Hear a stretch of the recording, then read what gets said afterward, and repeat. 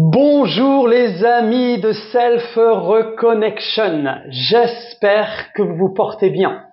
Aujourd'hui, je reçois dans les interviews inspirantes Aurore Leroux qui va nous partager avec beaucoup d'authenticité, de vulnérabilité, sa propre transformation grâce et avec le nerf vague. Peut-être que vous connaissez déjà Aurore, peut-être que vous la connaissez pas encore, vous allez la découvrir, vous allez voir ce qu'elle partage, c'est très très riche. Je me suis beaucoup reconnu en Aurore. Aurore, c'est la femme justement de Ludovic Leroux qui a sorti 2 livres justement sur le nerf vague. Son premier livre, c'est Nerf vague de Ludovic Leroux et il y a quelques semaines, il a sorti J'arrête de me limiter grâce au nerf vague.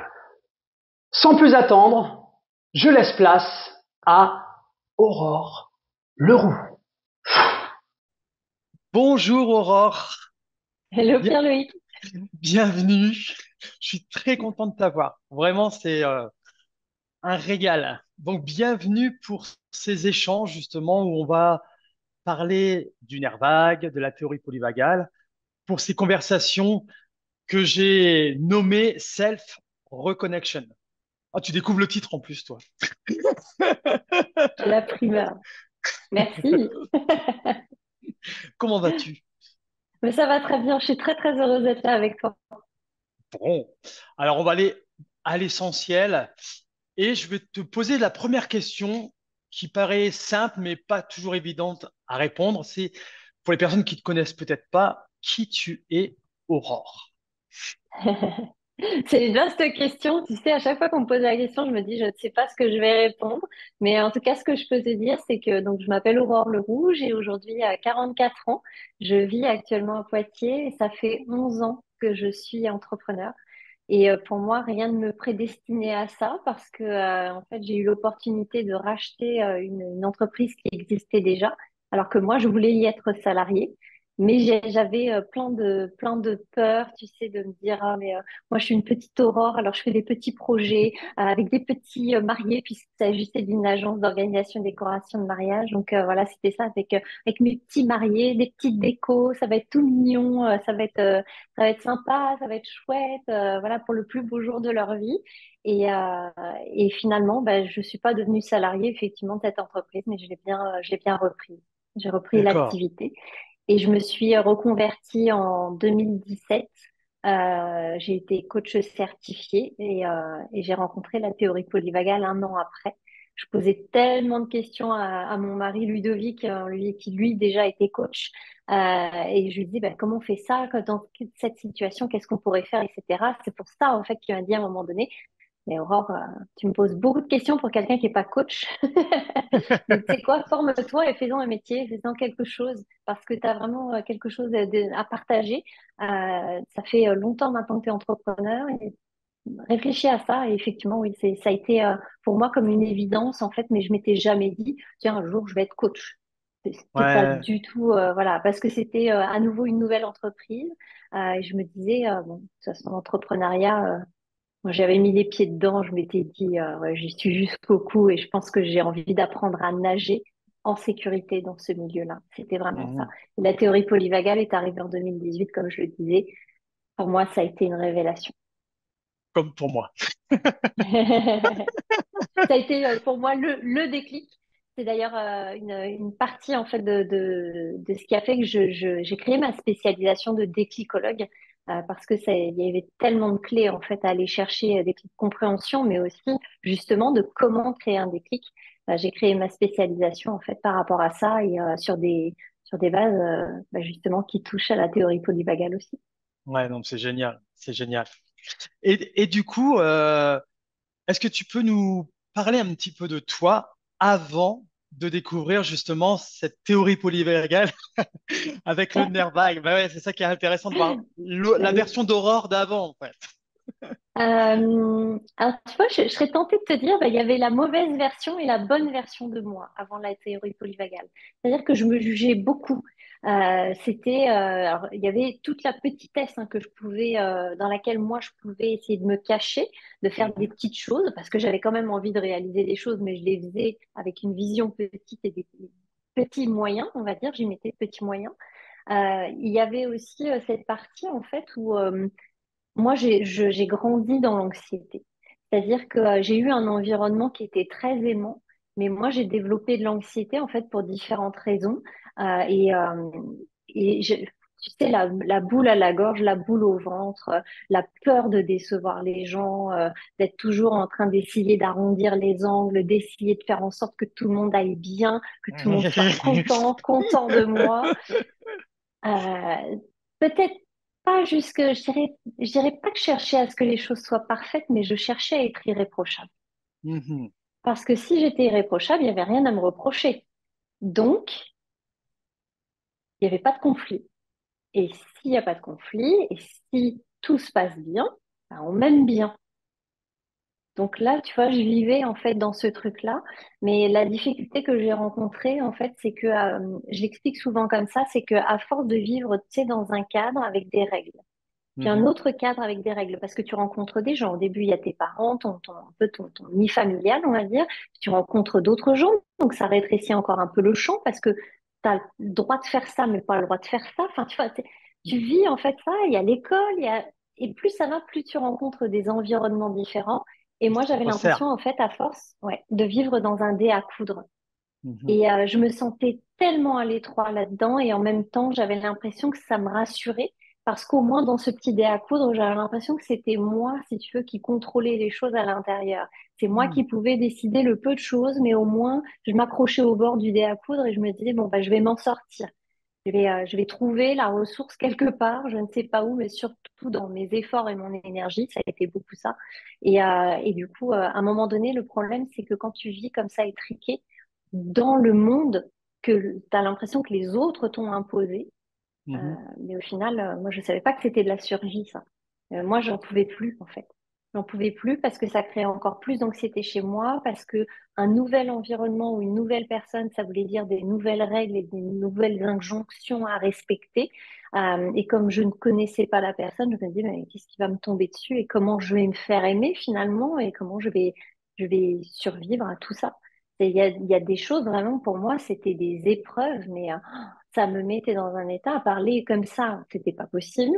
Je me serais dit, mais mon Dieu, je parle trop vite. Est-ce que c'est intéressant ce que je dis? Je me serais fait, tu sais, toute mignonne, un peu étriquée, tu sais, vraiment, Ouais, cette ouais. idée du dé à coudre, c'est ça, c'est oui, Pierre-Loïc, merci beaucoup de m'avoir invité. Bah oui, je suis très contente d'être là.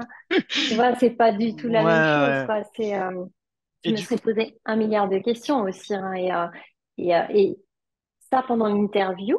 Donc, j'aurais pas vraiment été présente, tu vois. J'aurais eu de l'anxiété qui aurait fait que ma voix, elle était pas claire. Ça aurait été toute serrée, plus la boule au ventre en me disant, mon Dieu, mais est-ce que ça va prendre une fin un jour? Parce que j'ai l'impression que c'est interminable. Non pas que ta compagnie soit désagréable, au contraire, mais c'est moi et avec moi, Mhm. tu vois, ce regard, ce jugement envers moi-même. euh, c'est ça qui était insupportable pour moi et de me dire, même après l'interview, tu vois, ça aurait été. Et j'espère que ça va aller. Alors, je sais pas quand est-ce que ça va être diffusé, mais alors après, c'est d'attendre comme ça jusqu'à Ouais, la diffusion. Et puis après, de me dire, bon, est-ce que les retours sont bons? Est-ce que j'ai bien fait? Le Pierre-Loïc, est-ce que ça te convient? J'aurais ouais, été tellement mêlée dans tout ça, tellement. Et c'était comme ouais. ça pour tout, pour tout. Même, tu vois, quand je faisais du mariage et que les gens me disaient, c'était génial, on a adoré, c'était trop beau, ceci. Enfin, tu vois, vraiment des compliments en disant, il y a rien à changer, tout était parfait. Il me dit Moi, ça pour j'avais me faire encore de plaisir. l'insatisfaction. Ah, c'est ça. Et, et du, et du coup, et du coup, dans ton corps, comment tu te sentais? Oh, tellement mal. Tellement mal. Je ressentais les excès en fait de ce truc étriqué là où c'est Ouais, tout ouais, serré de partout. Dans mon corps, ce que je ressentais majoritairement, c'était la douleur. En plus, le reste, ouais. la sensation de détente, je n'arrivais même plus à la retrouver. C'est D'accord. pour te dire que quand j'ai commencé justement à découvrir la théorie polyvagale, je me suis rendu compte que je ne faisais plus la différence entre fatigue et détente. D'accord, Pour ok. moi, la détente était un état de fatigue. C'est-à-dire que si j'avais le corps qui était relâché, c'est que j'étais fatiguée. Mhm.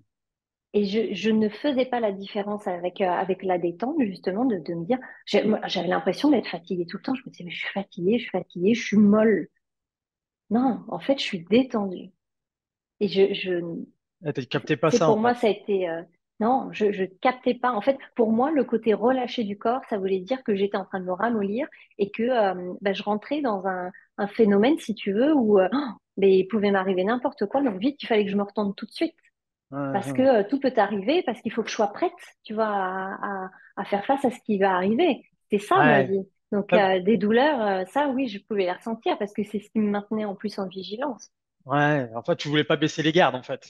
Au cas où. Bah surtout pas. Attends, ah non, non, on peut pas baisser la garde parce que Ah, euh, qu'est-ce qui va advenir sinon?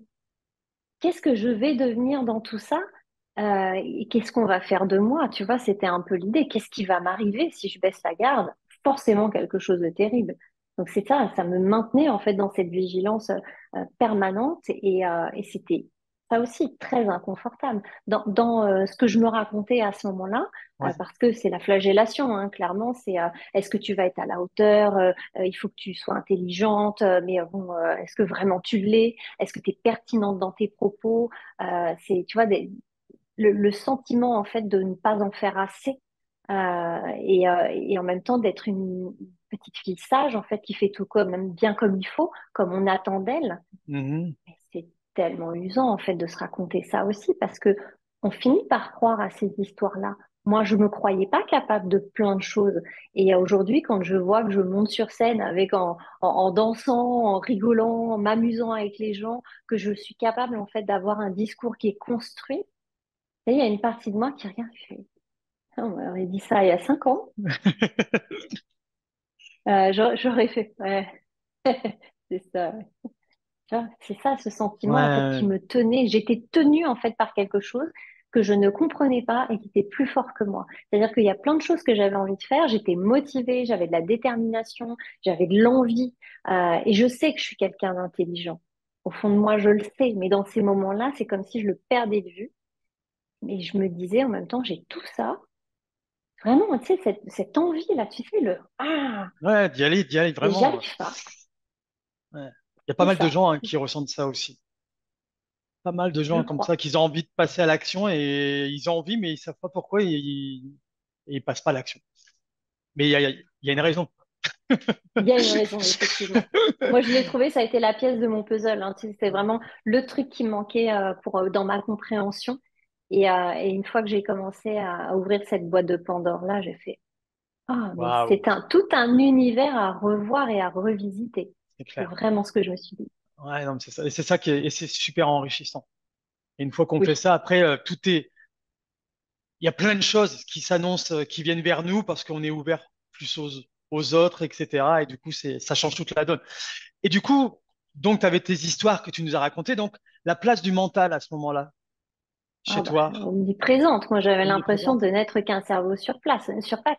C'était c'est non-stop, ces ruminations là qui étaient là, et si ceci, et si cela. Ah, puis parce que j'anticipais aussi les conversations, les situations, en me disant, ouais, mais alors, s'il me dit ça, qu'est-ce qu'il faudrait que je dise? Et en fait, je vivais une situation par anticipation qui n'arrivait quasiment jamais, hein, évidemment, mais tu vois, c'était comme si je devais me préparer euh, parce que j'avais l'impression de perdre un peu mes moyens, tu vois, en situation. Mhm, Donc, je me d'accord. disais, bon, peut-être que si je prépare comme ça, je vais savoir quoi dire. Au final, les situations n'arrivaient jamais, donc je m'étais préparée pour rien, je m'étais stressée pour rien. Et la plupart du temps, en plus, c'est ça le truc, c'est que les gens étaient contents de moi. J'ai pas Oui. eu, tu sais, c'est ça qui est assez fou, c'est que c'était moi avec moi. Mm. Et ces ruminations, je me disais, mais ça peut pas me lâcher un peu là. Je dis ça pour être poli, hein, mais Ouais, tu ouais, vois un peu ouais, l'idée non, mais ouais, derrière. ouais, ouais. C'est combien de temps ça va durer comme ça et est-ce que ma vie, ça va être ça tout le temps? Je t'avoue que les fois où je me suis dit ça, où je me suis dit, mais ça va être ça combien de temps? Euh, je le vivais vraiment pas bien Ouais, parce que ouais. je voulais pas signer pour ça, quoi. Et pour moi, la vie ne pouvait pas durer comme ça, mais je n'avais aucune issue. Donc mon mental, il turbinait, turbinait, Tout le temps. turbinait en essayant de trouver une issue finalement, dont je n'avais pas connaissance parce qu'il me manquait des clés. C'était Hum, ça l'histoire. hum, hum. Et c'est... Et je me disais, pourtant, pardon, Vas-y, vas-y, pourtant, vas-y, oui, vas-y, vas-y, Aurore. il doit bien y avoir quelque chose. Mais c'est quoi ce truc? Et en plus, ça demande énormément d'énergie. Tellement. C'est ça, en fait. Et c'est pour ça qu'il y a quelquefois, ben, énergie, énergie, énergie, ben, le corps, à un moment donné, il dit, j'ai plus trop d'énergie pour toi, donc à un moment donné, peut-être que je vais te faire poser parce que... Et c'est ça qui est intéressant aussi quand le corps, ben, il nous parle, mais on n'a pas cette faculté de ressentir ces sensations-là à ce moment-là parce qu'on est dans un mode où on est toujours dans la même action, action, action, action, action, action. Ouais. Et du coup, bon, tu nous as parlé un peu du stress, tu nous as parlé un petit peu aussi des défis et des frustrations que tu avais rencontrées. Est-ce que tu en as une précise que tu pourrais nous partager? Je pense qu'une de mes plus grandes frustrations, ça a été de me rendre compte que moi, je suis partie en fait au départ à l'âge de 9 ans, j'ai commencé à développer une phobie scolaire. D'accord. J'ai entendu l'année suivante un enseignant me dire que j'étais nulle, que j'étais bonne à rien. Il jetait des cahiers en fait dans la classe, etc. C'était quand je montais sur cette petite estrade pour aller au tableau, je me liquéfiais en fait. J'avais l'impression en fait c'est que tout se bloquait à l'intérieur de moi. Je ne levais pas la main parce que j'avais tellement peur en fait de ce qu'il pouvait dire en retour que moi ça m'a duré des années, même en formation il y a quelques années de ça. Lever la main. Mais tu sais, à l'intérieur, j'étais comme ça, tu vois, je tremblais. Euh, Donc, quand j'ai commencé le milieu à travailler à l'âge de 16 ans, donc le milieu du travail m'a montré que j'étais bonne à plein de choses. Puis, plus ça allait, plus j'ai travaillé, travaillé, travaillé, travaillé. Et je me disais, mais en fait, je suis bonne à plein de trucs. J'ai plein d'envies à réaliser. Et ma grande frustration, c'était de me dire, ben, j'y arrive pas. J'arrive pas à aller vers quelque chose de grand, j'arrive pas à aller vers quelque chose, tu sais, où ouais, il y a cet espace qui s'ouvre, tu vois. Et je le sentais à l'intérieur de moi comme mon souffle, là, il était resserré, il était comme maintenu, tu vois. Et ça, c'était une frustration parce que je me rendais compte qu'au final, j'en avais beaucoup sous la pédale, mais que j'arrivais jamais à accélérer, ou alors que j'accélérais avec le frein à main qui était complètement remonté, tu vois. Et ça, pour quelqu'un qui a, je dirais, qui a ma nature, c'est tellement énervant, c'est tellement frustrant de se dire, je sais que je peux le faire, mais il y a un truc à l'intérieur de moi qui m'empêche de le faire. Tu vois, comme les dents, là, se resserrent. Ah, ouais, je comprends complètement. ça, je Ah, pense que c'est c'est... ma plus grande frustration jusque-là. Mhm. Et du coup, tu nous as parlé de la théorie polyvagale, justement, qui est arrivée dans ta vie. Enfin, elle arrivait même avant avec Ludo. Comment ça a découvert tout ça, justement? Eh ben, écoute, j'ai découvert la théorie polyvagale pendant que je faisais cuire des pâtes. Je m'explique par rapport à ça. Donc, mon mari Ludovic rentre de formation. Je le dépose un jeudi soir pour aller justement à cette formation-là, cette formation de théorie polyvagale qui est dispensée dans un centre de formation pour les ostéopathes. Et il y a cette américaine, Deborah Dana, qui vient dispenser la formation. Et moi, je laisse mon mari, qui est timide et réservé, le jeudi soir à la gare de Poitiers. Et je le récupère le dimanche soir, toujours à la gare de Poitiers, puis on rentre, on fait à manger, il me raconte son week-end, comment ça s'est Ouais. passé, ce qu'il a découvert, ce qu'il a appris. Et moi, je suis comme ça, tu es en train de tourner les pattes là, et je regarde. Alors attends, qui est cet homme? Parce que physiquement, c'est bien mon mari, mais il y a quelque chose en fait qui s'est passé. Il est allumé comme un sapin de Noël, je ne sais pas ce que c'est, mais je veux savoir parce que moi, je veux manger la même chose que lui. Et, euh, et c'est comme ça, en fait, que j'ai découvert la théorie polyvagale. C'est par Ludovic qui m'en a parlé, parlé, parlé, parlé, beaucoup parlé. Et j'étais, je pense, son premier cobaye aussi parce que on échange beaucoup, on communique beaucoup autour de ce qu'on découvre, de ce qui nous passionne aussi, puis de la vie en général aussi. Mhm. On sait en parler ensemble.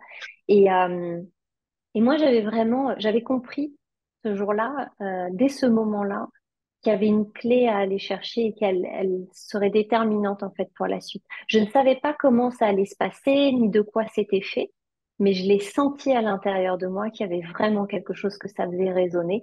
Et c'était comme un ah, Ouais. enfin quelqu'un répond aux questions que je n'arrive pas à me poser. Je me posais des questions, mais qui n'étaient pas adaptées finalement. Et c'est ça que j'avais pas compris, c'est que c'était pas les bonnes questions. Dans les bonnes questions, en fait, c'était quand je dis bonnes, c'est qu'elles n'étaient pas placées au bon endroit, du bon point de vue. C'est ça. Pas d'un point de vue d'ouverture, de sécurité.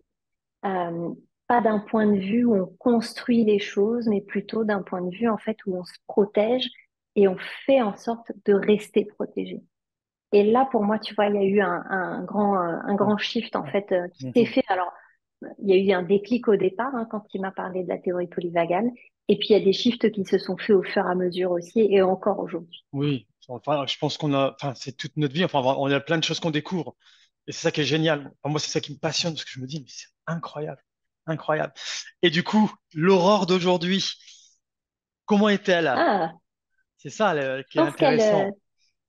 déjà elle est bien dans ses baskets la plupart du temps, et quand elle est pas bien dans ses baskets, c'est OK. Je suis capable d'être là pour moi dans ces moments-là. Ça fait toute la différence.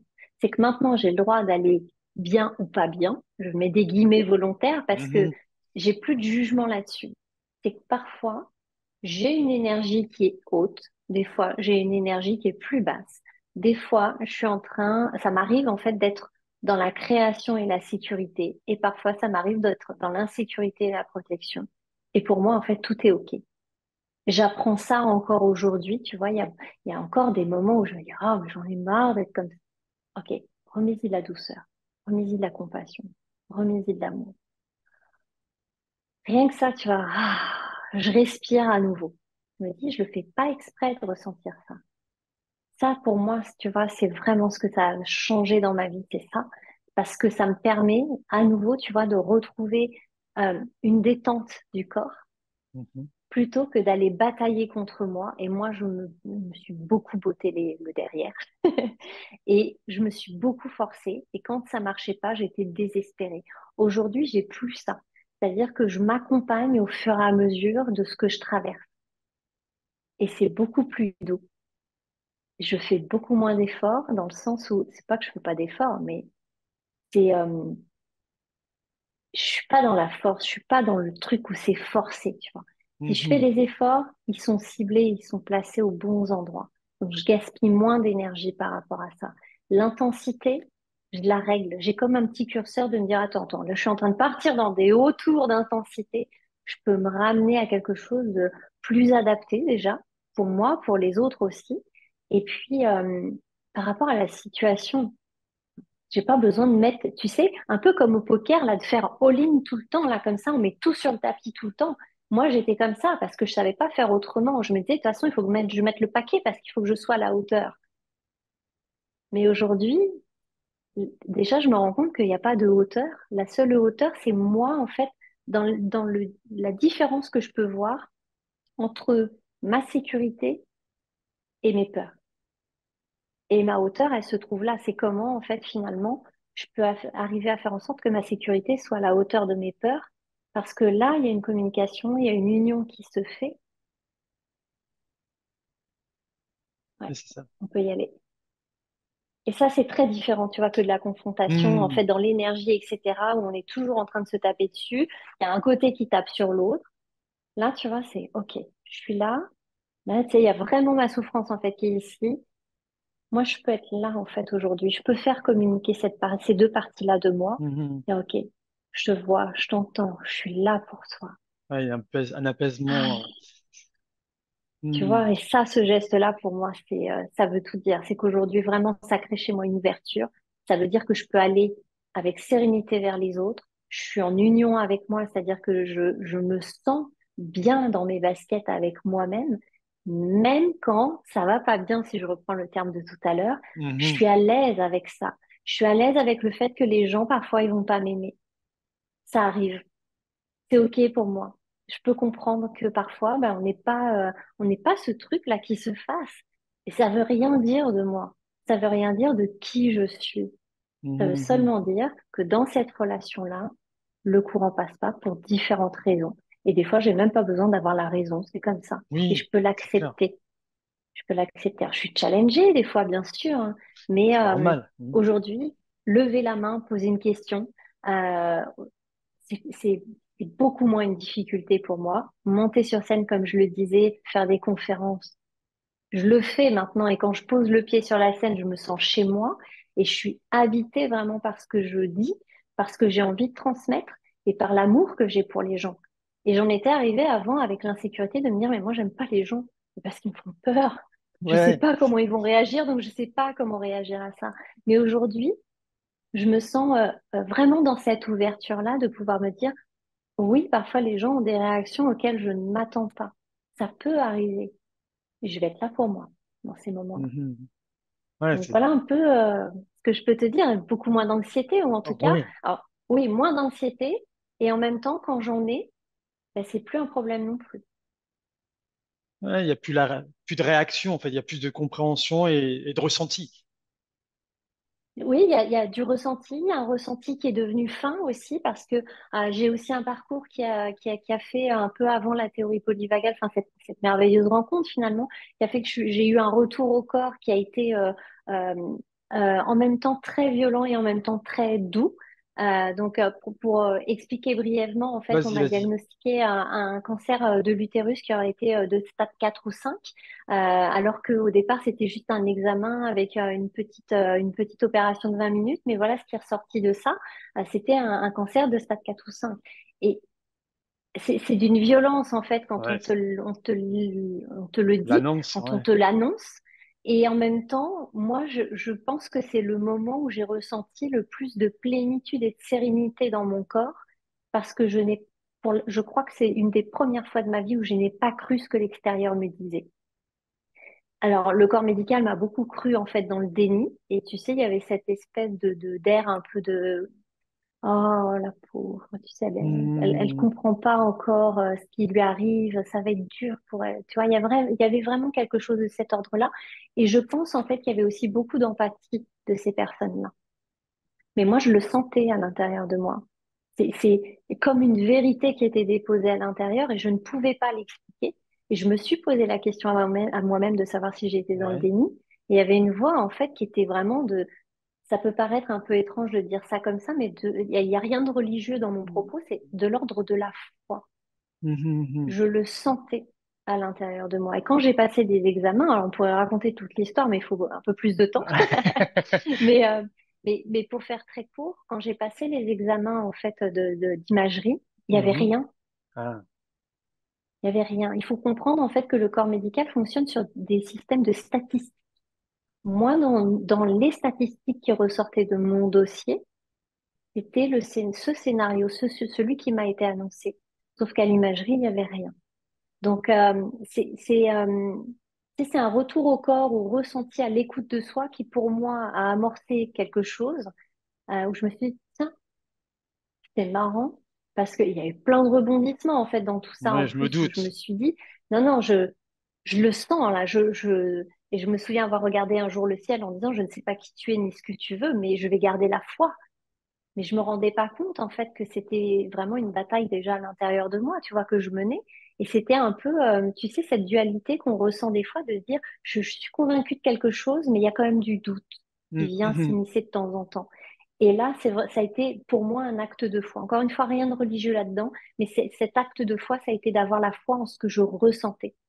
Et la théorie polyvagale est arrivée derrière. J'ai compris aussi comment ça fonctionnait à ce niveau-là, tu sais, de se faire confiance. Mhm. J'ai compris ce que c'était parce que j'arrivais pas à retourner toujours à ça, de me dire, mais j'ai réussi à le faire dans cette situation-là, comment je peux ne pas le faire le reste du temps? Et en fait, finalement, c'est cette expérience-là, couplée avec la théorie polyvagale, avec plein d'autres expériences et de la pratique aussi, où j'ai découvert que oui, je pouvais me faire confiance. Comment accéder à ça? Ah, tu sais, Ouais, il y a rien de magique hein, dans tout ça. Mais d'avoir découvert ça, ça m'a ouvert une porte vraiment, en fait, c'est quelque chose à l'intérieur de moi, tu sais, qui est là, avec tellement de légèreté, avec tellement de souffle. C'est mhm, vraiment mhm. ce que je ressens aujourd'hui. Ouais, mais attends, on le voit dans ton visage. Et du coup, même par rapport à à la gestuelle que tu as, etc., on sent que dans ton corps, il y a plus d'ouverture, plus de liberté. Par rapport à ce que tu disais tout à Complètement. l'heure, par rapport au petit coude. C'est ça, tu sais, c'est vraiment, il il y a même quelque chose de l'ordre de la posture qui a changé à l'intérieur de moi. Je peux te dire aujourd'hui que j'ai des convictions et que je suis prête parfois à les remettre en question, à me remettre en question aussi, mais je me sens avec une posture, une assise solide. Je peux vraiment me reposer là-dessus avec oui, conviction, tu vois, et sans pour autant remettre tout mon monde, tu sais, tout le temps Oui, en se remettre en question, tu vois, tout le temps de me dire, ouais, mais alors du coup, est-ce que j'ai bien fait de dire ci ou ça?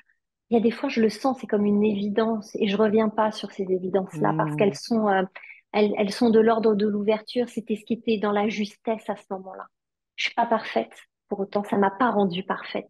Ça m'a rendue ouverte, vulnérable, de pouvoir partager aussi tout ce que je ressens, tu vois, comme là, avant, non, ouais, bah, j'aurais c'est pas pu ça. faire ça. Hmm. C'est non, mais pour qui on va me prendre si je dis, je parle de foi, oh mon Dieu, rien que ça, tu Ouais, vois ouais, déjà, non, bah, les gens vont me prendre pour une dingo. Mais je choisis mes mots aussi pour en parler.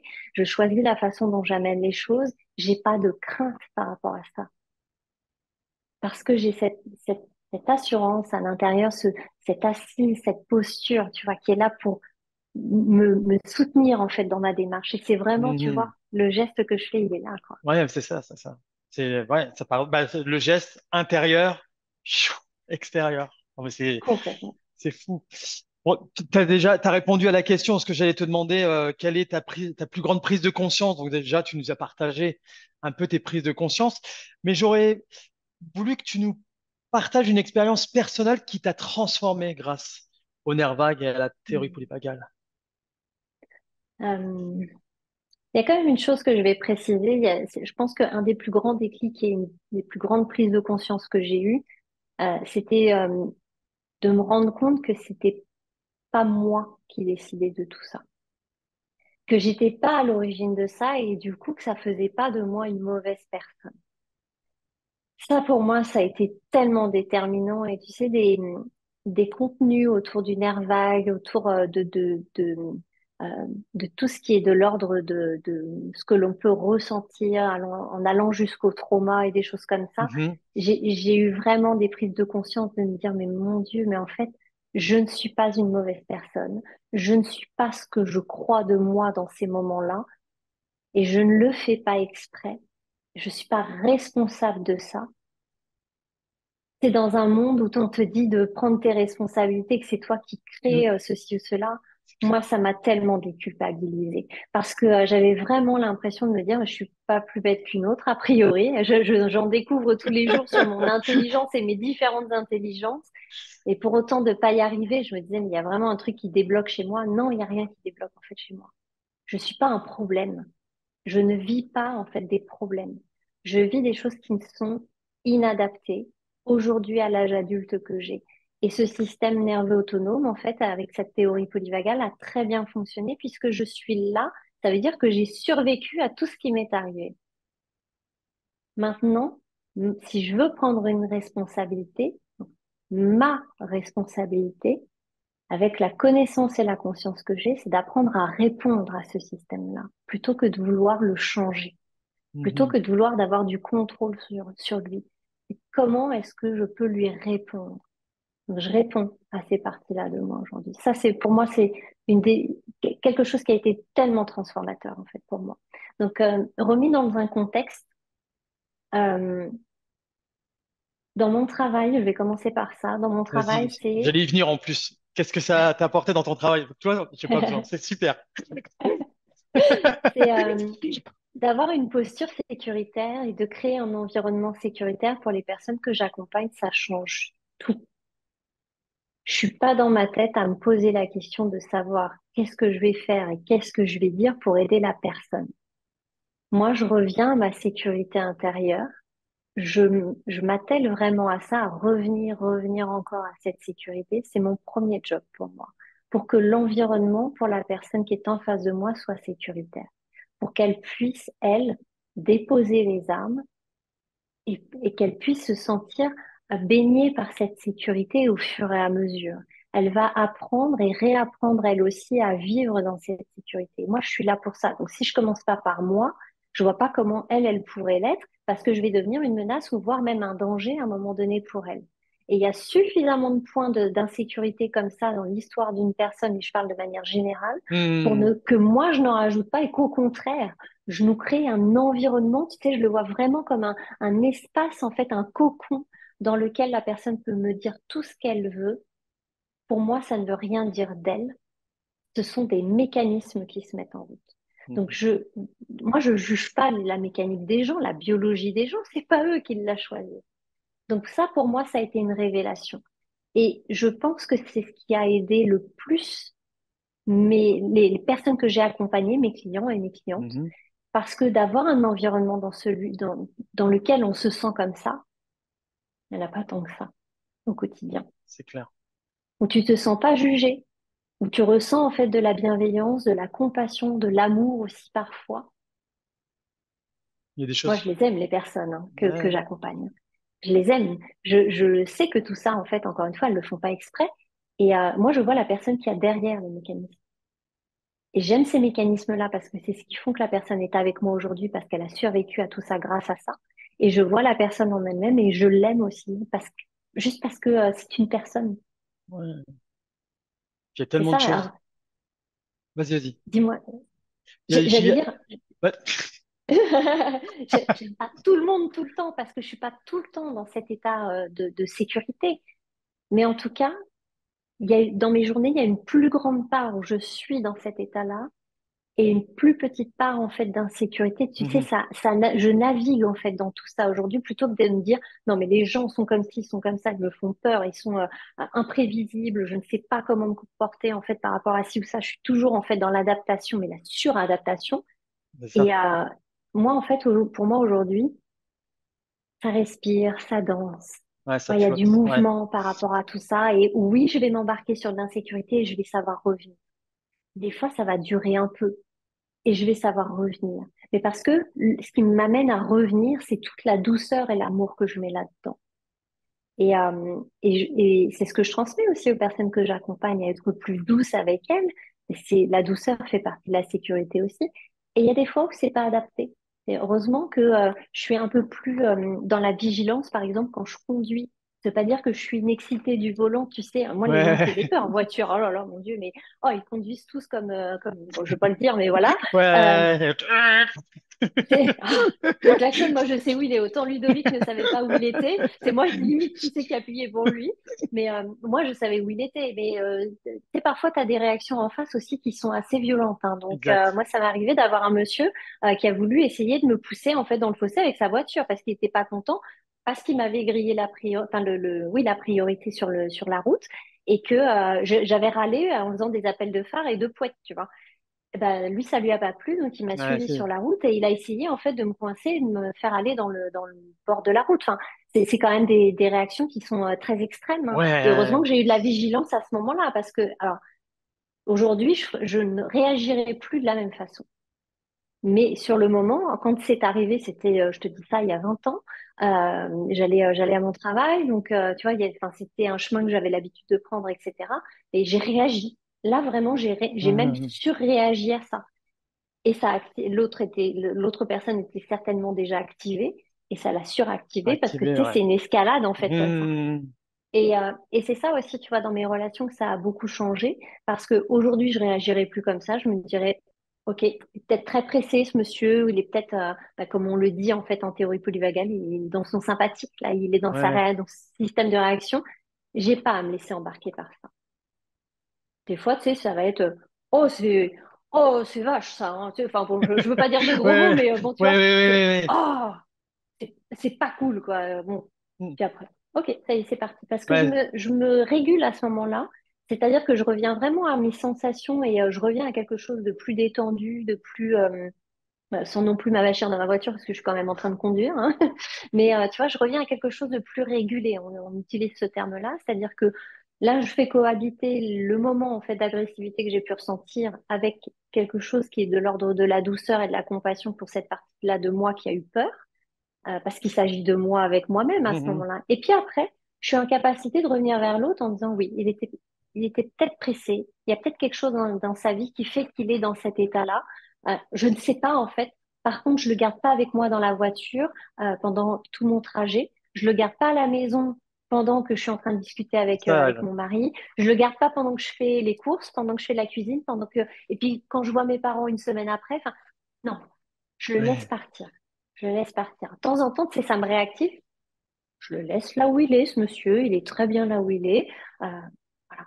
Reviens, Aurore, et de la compassion pour toi, de la douceur. Je sais, tu as encore des fois des petites pointes de peur. Ok, je comprends. C'est normal d'avoir peur. C'est normal. Juste, t'as pas besoin d'exister comme ça et de perdurer dans le temps. Oui, je suis là pour toi. T'as peur? Viens. C'est comme si je me faisais un petit câlin, tu sais, à l'intérieur. Et le petit câlin, tu sais, on avait envie tu vois, de Ouais, ouais, relâcher. ouais, ouais. Donc moi, dans ma relation à l'autre, ça a changé beaucoup de choses. Ça a changé beaucoup, beaucoup de choses. Parce qu'aujourd'hui, je suis capable d'être à l'extérieur avec des gens qui sont, c'est quand je dis à l'extérieur, c'est en contact, en fait, avec Oui. l'extérieur, avec des gens qui sont en insécurité. Bah, avec le travail que je fais, heureusement d'ailleurs. Ouais, bah oui, ouais, ouais, non, c'est clair. Alors, mais comme tu dis, avec tes accompagnements que tu fais aussi, du coup, la personne, elle se sent en sécurité, et c'est ça que je voulais dire tout à l'heure. Et du coup, il y a tellement de choses puissantes qui se créent dans les accompagnements à ce moment-là, parce que même la personne, des moments, elle va dire des choses qu'elle est surprise de ce qu'elle dit. Et c'est ça qui est génial. Et tu vois, alors moi, c'est ça que j'adore, c'est dans les yeux de la personne, tu vois qu'il y a un truc qui se passe et il y a de la vie qui reprend, en fait. Et ça, c'est tellement fort. Et c'est génial. Et c'est là où, justement, elle est tellement en sécurité qu'elle peut s'ouvrir et dire peut-être des choses qu'elle n'aurait jamais dit à quelqu'un aussi. Ça peut arriver, ça. Complètement. Et, et je crois que l'un des plus beaux moments, il y en a eu beaucoup hein, depuis que j'accompagne en fait des personnes au travers de la théorie polyvagale et de ce que j'ai créé autour. Je crois que l'un des plus beaux moments en tout cas qui me reste et qui me vient souvent, c'est une jeune femme en fait au Québec que j'ai accompagnée et qui m'a dit Aurore, si j'avais su que c'était ça la sécurité, j'y aurais été tellement avant. Parfois, ça fait peur de lâcher le contrôle, ça fait peur de se dire que on n'aura plus de prise sur les choses. Enfin, tu sais, on se fait tout un scénario, mais Mmh, c'est comme mettre une caméra en fait ici et projeter le film.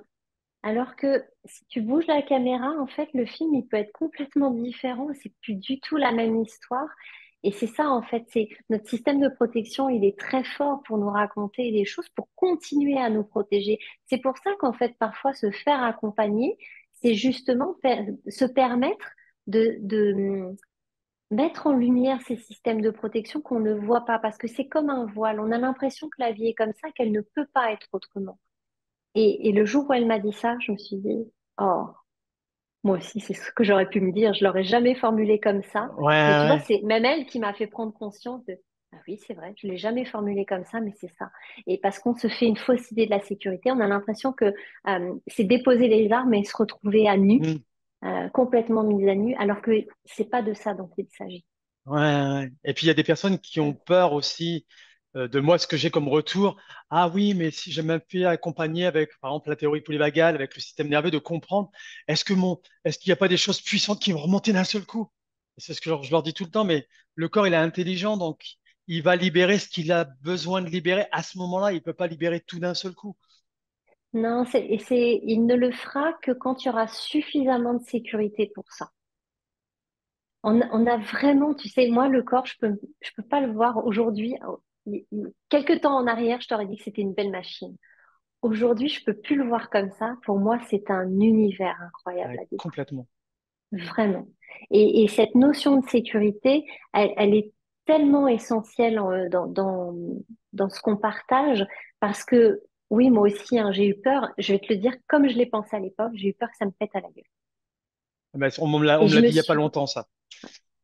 Et je me suis dit, mais comment je vais faire pour survivre à ça? Je n'aurai plus la force de le faire. Je suis arrivée à un point dans ma vie où je suis plus capable de ça. J'y arrive plus. Il me faudrait tellement d'énergie pour pouvoir me relever de ça. Je ne peux pas le faire. Mais il ne s'agit pas de ça, encore une fois. c'est vraiment de pouvoir se dire que déjà le corps, il va faire remonter les choses parce qu'il y a suffisamment de sécurité. Et ça veut dire que notre sécurité est à la hauteur de nos peurs pour le faire. Mais si on sent que ça remonte, on a toujours quelqu'un qu'on peut aller voir par rapport à ça. C'est de trouver la personne ressource à l'extérieur qui pourra nous aider à exprimer ça, à pouvoir être au contact de ça en sécurité. Et puis qui saura aussi comment traiter ça après. C'est parfois, il y a des personnes, en fait, moi ça m'est arrivé, tiens, je vais donner cet exemple-là. J'avais un client justement comme ça qui avait très peur que ça ressorte d'un coup. Donc il y avait comme, tu sais, un couvercle en fait qui était mis là-dessus. Puis il fait un travail en fait avec quelqu'un.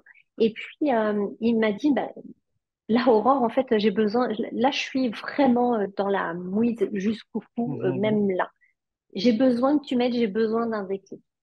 Donc, je pense que je l'avais vu une fois dans ma vie et on avait dû échanger quelques phrases un peu bateau, tu vois, comme ça. Et il m'a dit, mais je l'ai senti, c'était toi. Il fallait que je vienne te voir, toi.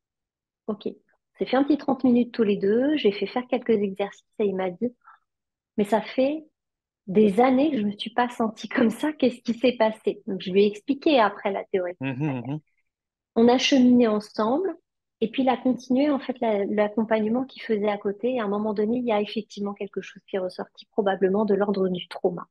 Mhm. Et il est revenu vers moi en me disant, Aurore, c'est génial, ça y est, c'est sorti, je me sens revivre, là, il y a un truc, j'ai une énergie de dingue à l'intérieur, là, c'est génial.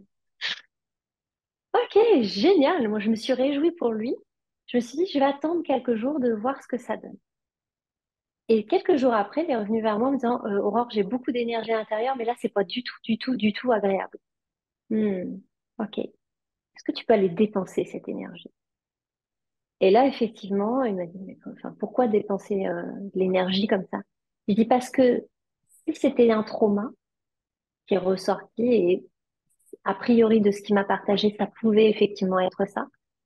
Le trauma, c'est vraiment une grande énergie qui a été déployée et qui a été figée dans le corps.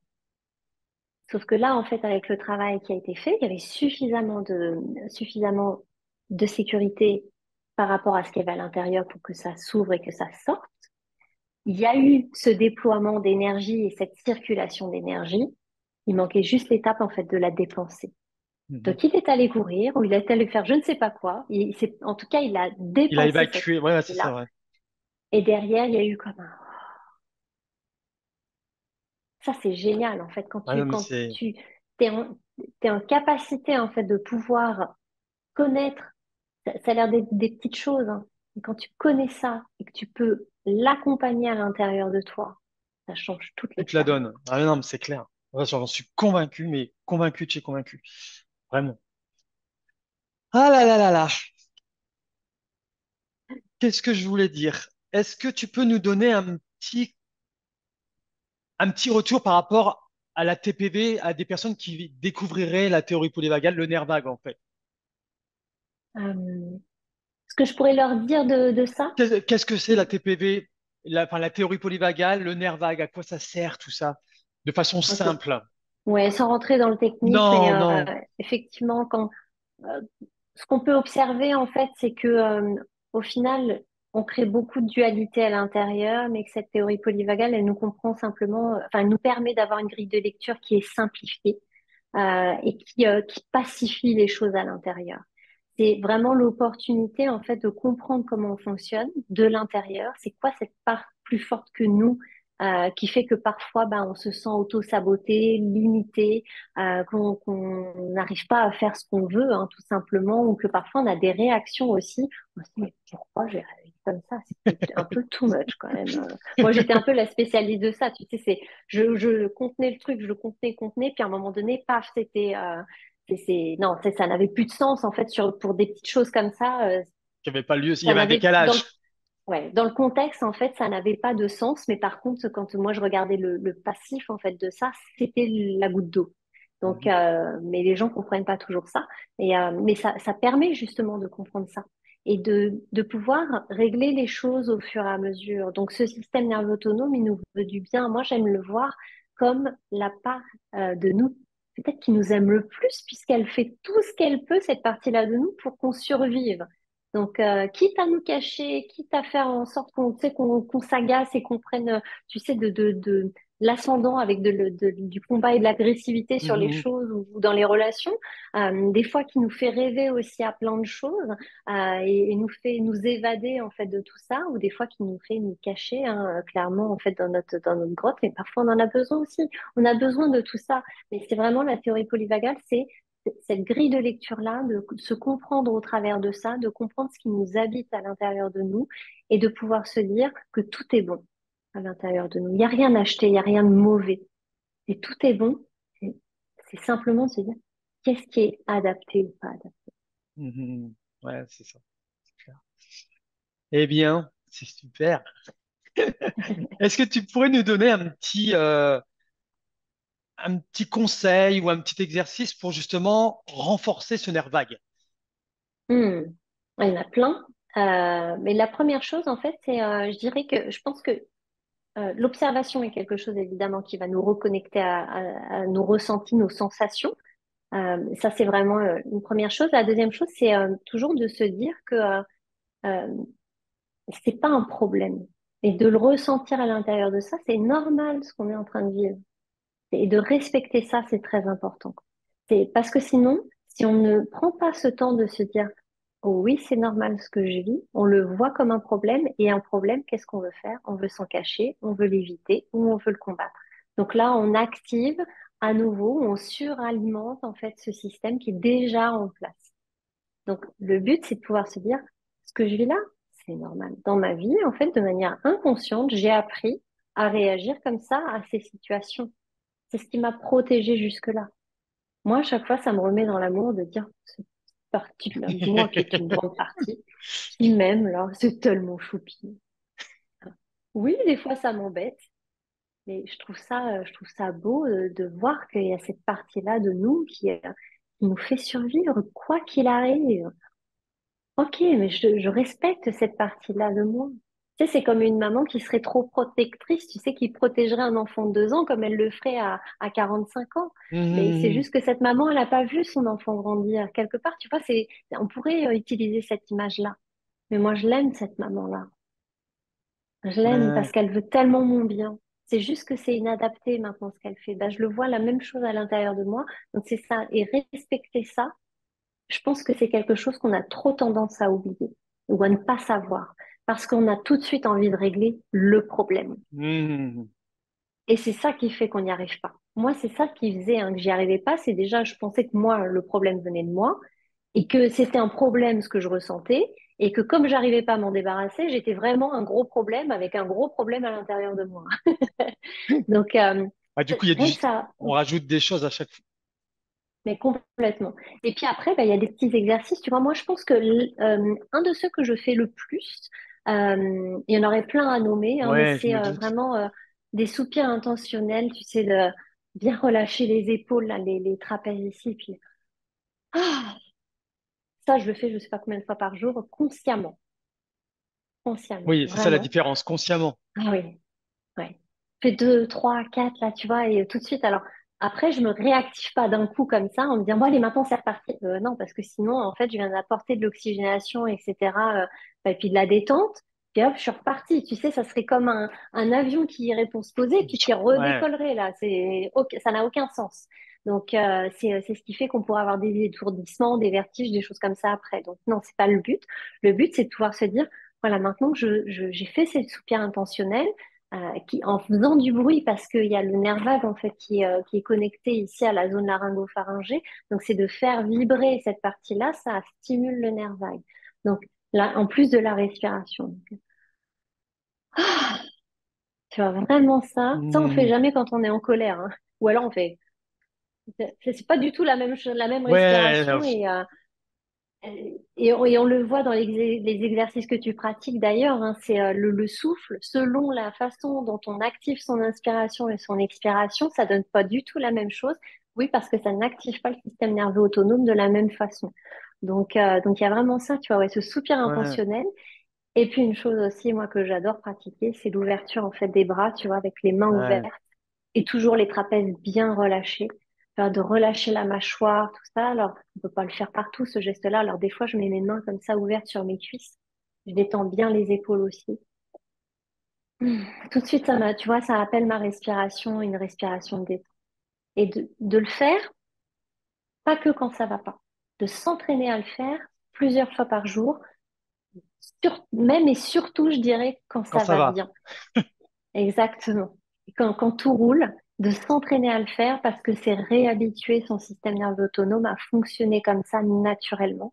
Et le problème, en fait, c'est qu'on aurait tendance à vouloir s'entraîner quand ça va pas. Mais là, le gap, il est trop large pour ça. Mm, Que si petit à petit, tous les jours, tu vois, je fais mon exercice et que je fais monter, du coup, ma sécurité, à un moment donné, le gap, il est moins grand quand j'ai besoin vraiment, en fait, d'utiliser cette régulation et cet exercice. ouais, non, c'est clair. C'est clair. Eh bien, merci pour ces partages, pour renforcer ce nerf vague où on a notre sécurité à Avec l'intérieur, où joie. on est en lien avec nous. Et du coup, les personnes qui voudraient aller vers toi, Aurore, où est-ce qu'on pourrait te trouver? Qu'est-ce que tu proposes comme accompagnement? Alors, Donc, je sais que tu as plusieurs choses, donc je te laisse nous transmettre tout ça. écoute, c'est en révolution en ce moment. Donc, je suis en train de préparer un programme en ligne, un programme de groupe. Donc, ça viendra pour 2024. Mais en attendant, je propose toujours des accompagnements en one-one, justement, notamment et spécifiquement même pour les entrepreneurs, pour les aider justement dans les moments où ils se sentent bloqués, limités. Déjà de comprendre pourquoi ils le sont, dans quelle situation. C'est pas quelque chose d'irréversible, on va dire ça comme ça, et que ça peut changer sans pour autant devoir avoir plus d'énergie et forcer plus. On n'est pas obligé d'aller là-dedans, pouvoir montrer en fait qu'il y a peut-être des voies qui n'ont pas été explorées et exploitées, notamment celle de la sécurité. Donc moi, j'accompagne vraiment les entrepreneurs pour ça. Et puis, on peut me retrouver justement sur mon site internet auroreleroux.com. Et puis sur Instagram, parce que moi, c'est ma plateforme préférée jusqu'à aujourd'hui. Voilà, Aurore Leroux _ déclicologue. Ok. De toute façon, je mettrai tous les liens sous la vidéo, comme ça les gens pourront aller vers toi avec, en cliquant sur les liens directement. Eh bien, Merci à toi. merci Aurore pour tous ces partages très enrichissants, très éclairants, parce que c'est ça qui est génial, parce que c'est de transmettre vraiment par rapport à ces interviews que je mets en place, c'est de vraiment que les gens prennent conscience, aussi bien pour le fascia et le système nerveux avec la théorie polaire, attention, les deux se regroupent, hein. Ils travaillent vraiment d'emblée, les deux, et c'est qu'ils prennent conscience que déjà de prendre conscience du corps, comment il fonctionne, déjà il y a plein de choses qui peuvent se passer, et ça change toute la donne en fait déjà. Notre approche, Complètement. souvent qu'on a tendance à voir le corps sur tout découpé et que on est un tout et c'est holistique et voilà, s'il y a des choses qui se passent, c'est que ça doit se passer à ce moment-là dans le corps et c'est ça qui est très fort. Enfin, moi je trouve en tout cas. Mais je partage ton avis. Est-ce que tu as un dernier mot, quelque chose Je à ne sais pas, tu rajouter? sais, il y a une phrase qui, moi, me guide et que je dis souvent, hein, parce que oui, c'est comme un mantra, c'est devenu un mantra pour moi. Cette phrase, elle est venue à moi, en fait. Je cherchais pas, tu sais, un truc intelligent à dire à un moment donné. Mais c'est cette phrase qui me guide, c'est vraiment, ne cherchons pas la lumière au bout du tunnel, soyons la lumière dans le tunnel. Et à tout moment, je peux essayer d'allumer quelque chose à l'intérieur de moi qui ferait que finalement je verrais le tunnel peut-être autrement. Ouais, super. J'adore cette image. J'avais déjà entendu parler de ce que tu viens de dire et moi ça me parle énormément et c'est vrai que voilà, l'image explique tout. Ben, merci beaucoup, Aurore. C'était un Merci à grand toi, plaisir. Pierre-Louis. Et puis, Merci. bien, C'est une grande joie pour moi d'avoir été là. pareil pour moi. Eh bien, à une prochaine. Et puis, bonne continuation dans tes projets. Je Merci t'embrasse. beaucoup. Bisous.